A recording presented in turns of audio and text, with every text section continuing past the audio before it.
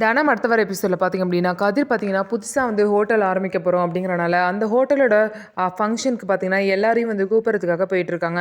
அதே மாதிரி அந்த நேரத்தில் பார்த்திங்கன்னா கதிர்கிட்ட வந்து அவங்க அம்மா வந்து இந்த ஒரு மாதத்துக்குள்ள உனக்கு வந்து கல்யாணம் நடக்கணுமா இல்லை கல்யாணமே நடக்காதுன்னு சொல்லிட்டு ஜோஷியர் சொல்கிறதா வந்து சொல்கிறாங்க.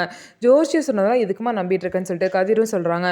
உனக்கு இவ்வளோ அசால்ட்டாக தெரியுதுல, உங்கள் அக்காவுக்கும் மாமாக்கும் இந்த மாதிரி தான் ஜோஷியர் சொன்னார், 2 பேரும் ஒன்றா ட்ராவல் பண்ணக்கூடாது, கொஞ்சம் நாளைக்கு பிரிஞ்சிருக்கணும்னு சொன்னார்.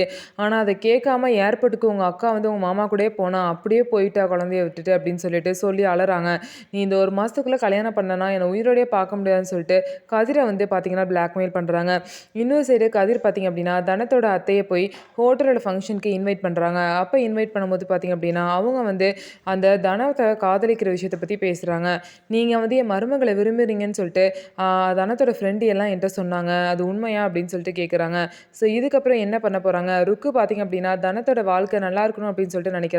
அதனால அவங்க கண்டிப்பா தனத்தை கதிர் கூட சேர்த்து வைக்க தான் போறாங்க. ருக்கு பாத்தீங்க அப்படின்னா தனத்தோட ஃப்ரெண்ட்ஸ் கிட்ட நான் வந்து தனத்தோட மனசை மாத்தி கண்டிப்பா இந்த கல்யாணத்துக்கு ஒத்துக்க வைக்கிறேன்னு சொல்லியிருக்காங்க.